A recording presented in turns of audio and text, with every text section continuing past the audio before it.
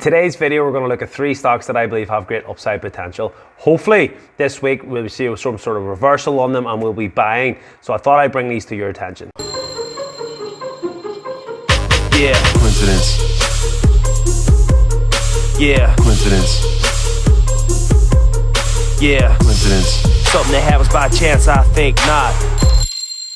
What is the crack, everyone? Welcome back to Buy, Hold, Sell. I hope, of course, you are all well. I'll tell you what, it is very chilly around the old Willie around here, guys. Not going to lie to you, we had a bit of snow yesterday, which was crazy. Well, I'll say snow is more like a sleet, light, gentle blanket, but temperatures are really dropped. On to more exciting news though. Our elite course went live yesterday. Gave a big shout out to everyone that has bought the course so far. I'm overwhelmed with actually how many people have messaged me ever saying that they're going to buy the course or have bought the course. And I just want to say thank you to everyone that has helped me do the design work, the website, the coding for the indicator, everything that has went into it. It's been a team effort. Appreciate everyone that has helped me, and hopefully if there is any issues in the Discord groups, there was a bit of an issue with getting into the group or something, but hopefully all that's been addressed. Any problems, let me know. So on Friday we had an absolute bloodbath. On my Discord I put this in, FinViz, look at that world map, brutal. Horrible, red. And as I said in yesterday's video, you know, as much as it's bad and as much as I think that there's a market crash coming, it's not now. More likely we're going to get a significant rebound, mostly because we've had a holiday. Thanksgiving, day and a half off, pretty much since Wednesday close of play, the markets have been closed. Friday just was another top up of the new fears around the Roni Roan and just people wanting not to hold. And I think everything I said yesterday is looking correct, because it looks like we're going to get a good bounce back. If I can peel up my watch list here, you know, there's very little that is red. The majority of the stuff is all green. Some big risers there in SoFi and XPEVG, which are on my watch list. We're doing well on XPEVG at the moment, but that's not what we're talking about today. What we're going to talk about today is cars. Firstly, me and my wife both work from home. We literally don't barely use a car, never mind 2. So I thought, well, I'll get rid of one now, because I'm also getting more money now, a year later, than what I was last year when I was considering selling it. Our new child is expected in January, so yeah, we're just going to manage it. That's not what I'm talking about. But the reason I did that is because I thought, well, if cars are making, you know, we've heard about inflation, we've heard about chip shortages, we've heard about supply issues, supply chains, all this. Cars are underpriced. Everyone knows houses right now and cars are going for a lot more. So I thought, well, then that will only make sense that stocks in that kind of space would be doing well. And then it got me thinking about different things, which we'll get into in this video. So the cars site, you go on, they pretty much sell, they're the second biggest site in America for buying used cars. Then I did a bit more digging. Cars closes acquisition of Credit IQ, automotive fintech platform, enabling instant financing for consumers, dealers and lenders. Cars paid $30 million to closing of November 5th, 2021, which was funded using cash on hand. So I like that. I like the fact that they can use cash that they had to invest for the future, which shows growth. And if you go to the sell your cars section on cars.com, it's all to do with creating listings coming soon, instant cash. I like the sound of that. That to me is something that we have here in the UK that's very popular. We buy anycar.com and things like this, where instant cash. The wee bit flying, sometimes it's kind of marketed as that, we'll buy your car no matter what and blah blah, which is fair enough, but chances are they're usually just ripping people off. It's very popular, no doubt about it, so I can see this space being good. I don't see why it would be any different in America. If you go to the Motley Fool on Friday, that had a big rise there, as you can see here.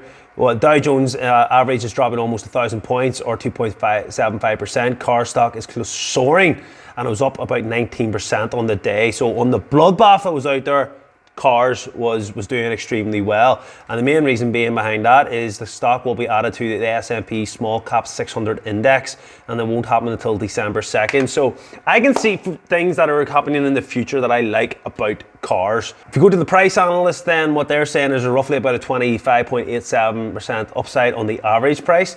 Some people are saying it'll be 25%, the lowest being $17, even though we've seen an almost 20% rise on Friday, and there looks to be another 2% today, bringing up to 16.2. Still upside on the lowest. Now, if we go to the day chart for cars, we can see here, if we scroll it back on the 1 year, not a lot's happened. It's pretty much just went sideways for a year, and then we've just got this recent jump today.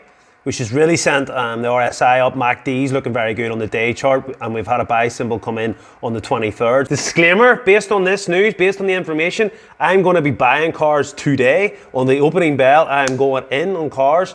Again, not a huge, substantial amount of money. I mean, I'm not as passionate about cars, spending a few hours over a weekend. By no stretch of the imagination am I invested in cars, balls deep, big player, forever.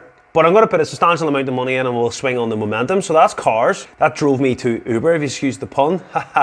You know all about Uber. I'm not even going to talk too much about it. I'm just going to point out this. Upside, currently 73.29% on the average price, highs of 82, lows of 50. We're currently at 40.9 in the pre-market here.